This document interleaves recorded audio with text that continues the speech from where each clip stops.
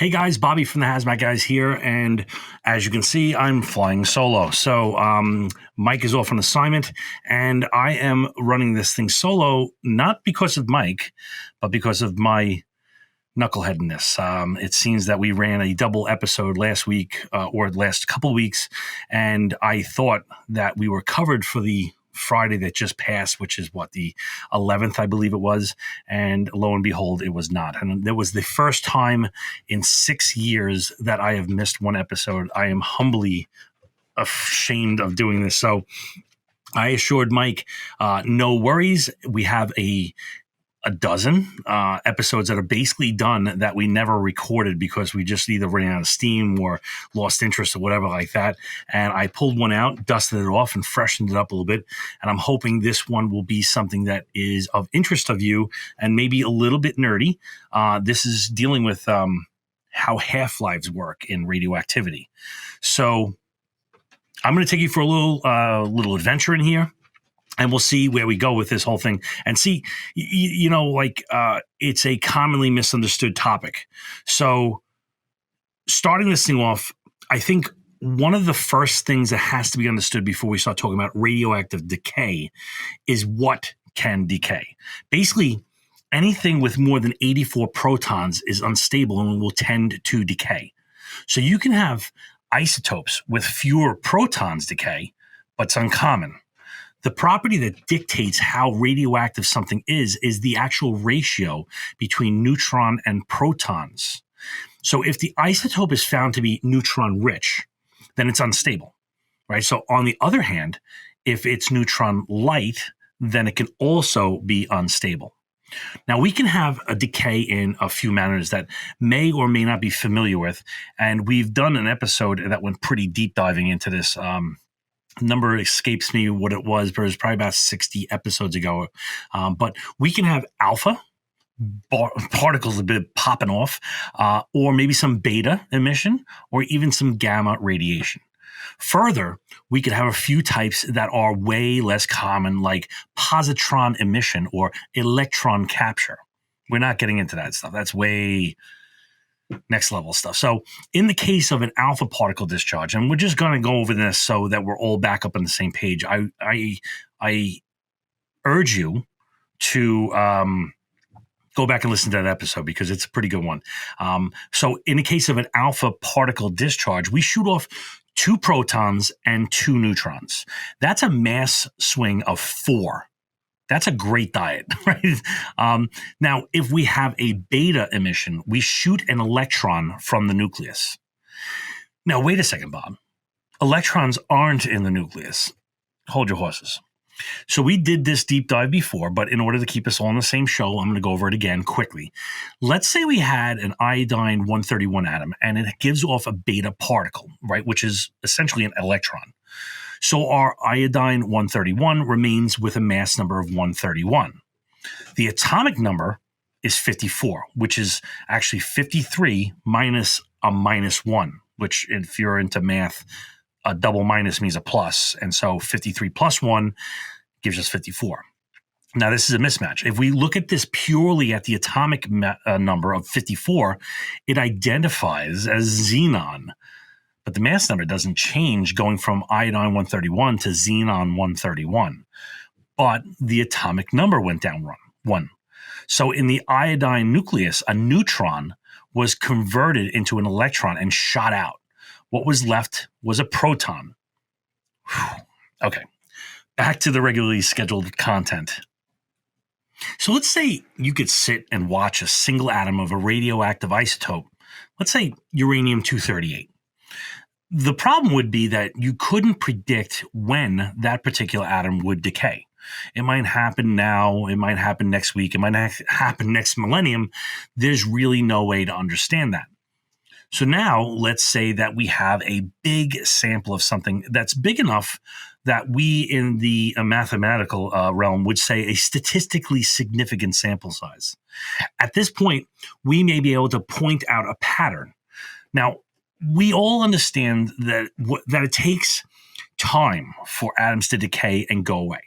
So then you can also say that the same amount of time for the half the amount of atoms to decay, which means that we would have half the amount still there, can be calculated.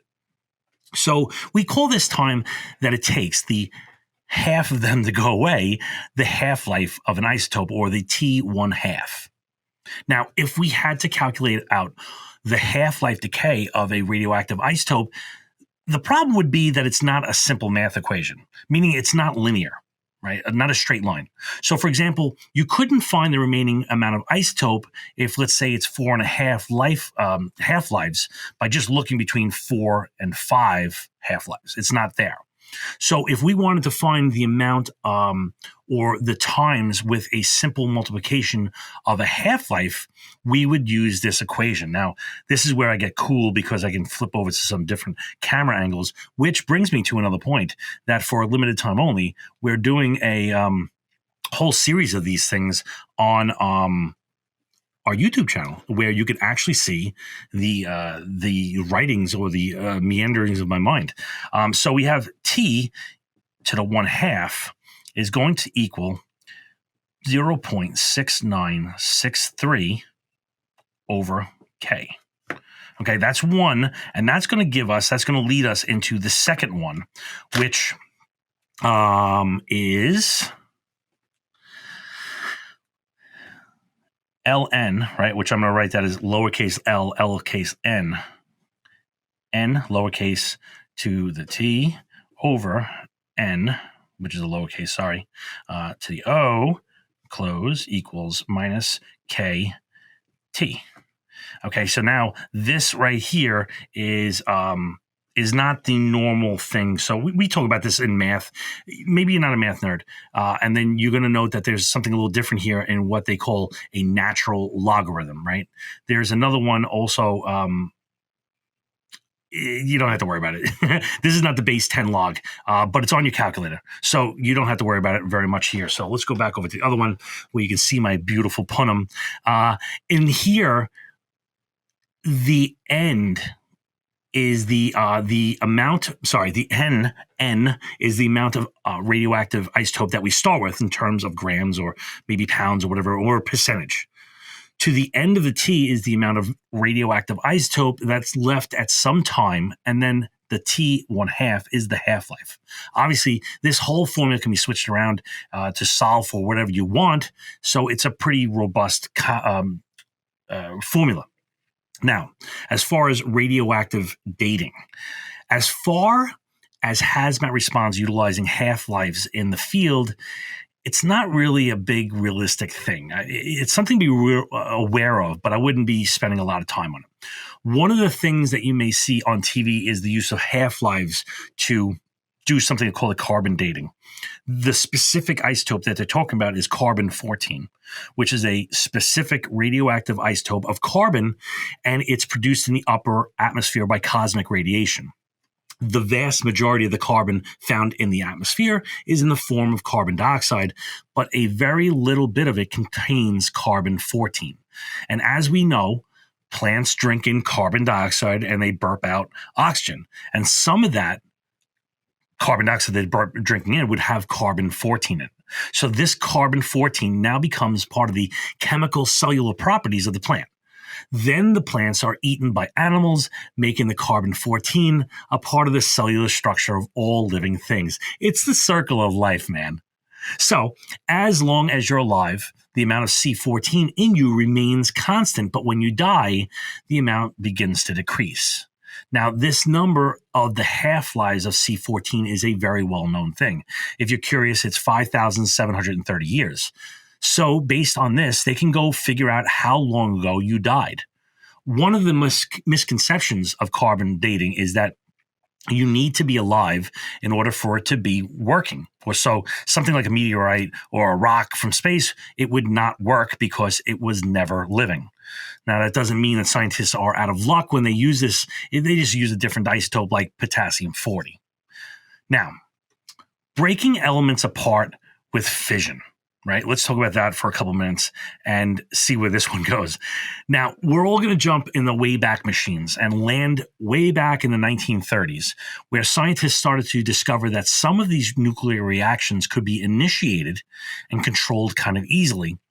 And what they would do is they would take a large isotope and they would break it into smaller parts by shooting neutrons at it. Now, this isn't something you can do in your garage. You need an incredibly big accelerator in order to shoot these neutrons at the speed that it would take to work. But the point is that the collision caused a larger isotope to break apart in a process known as nuclear fission. Now, this equation right here, which we're going to take a second for and just kind of look at, is the equation. Let me clean this up here. Is the equation for uranium-235. So we have, I'm just going to go over here, 235 over 92, right? And that's my uranium. And I'm going to throw in there one neutron. I'm going to blast that puppy in there. And that would give me, that's my reaction, would give me a 142 over 56 barium. And it would also give me plus a 9136 krypton plus 3, right? Which I know that's not really scientific way of doing it. It's just 3, 1, 0 neutron. Now, the key to this whole thing is that camera's backwards. That's not good. Very unprofessional, Bob. I'll have to fix that in post-production. So if you notice here, the 3 neutrons pop out. I put in 1 and I took out 3. Now, that's kind of a key concept here. I want to kind of pause on this for a second because that's a big deal. Because, well, before we get into that, I want to talk about mass defects. Mass defects is like we're wondering where all of this energy comes from. And this is a topic called mass defect. So we talked about the nuclear fission in which we think about nuclear bombs, something in a very small package that releases a ridiculous amount of energy. So the question comes, where does all that energy come from?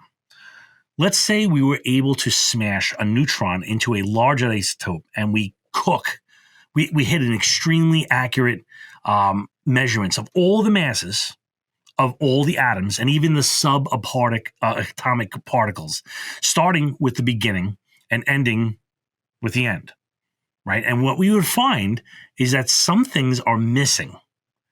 Now, wait a second, Bob. I was told since I was a little kid, matter is neither created nor destroyed.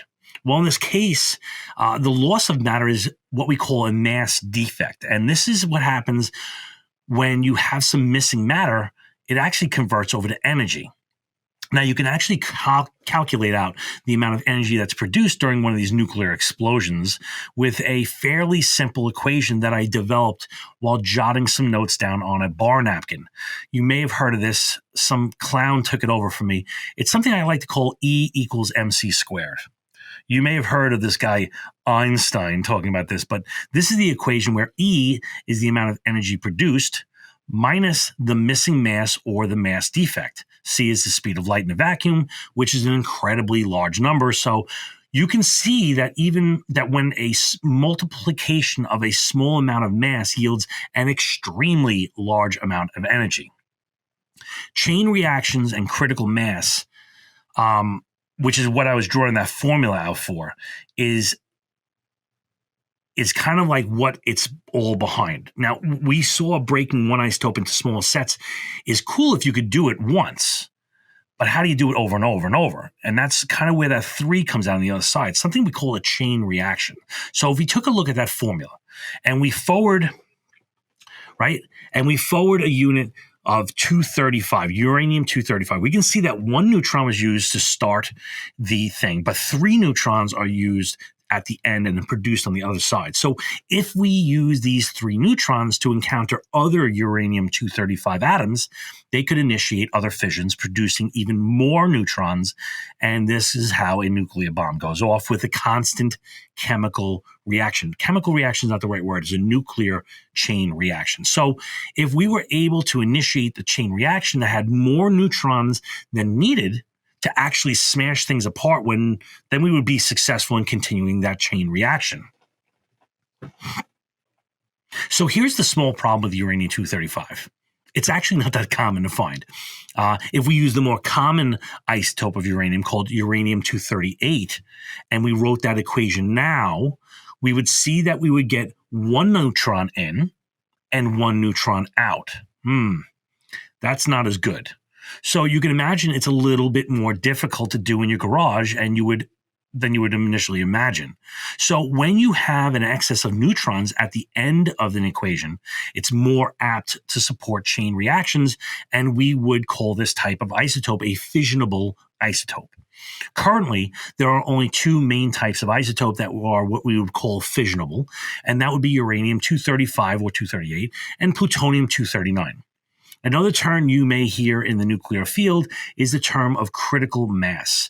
And this is the amount of mass that at a minimum must be achieved in order for you to support a self-sustaining chain reaction.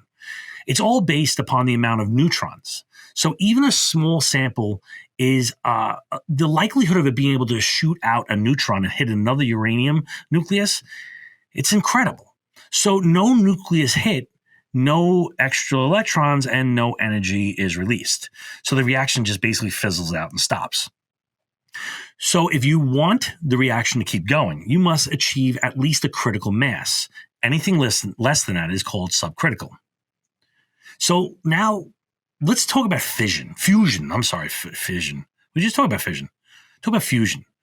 Let's flip the coin. Right? Let's talk about the other process that scientists have figured out called fusion.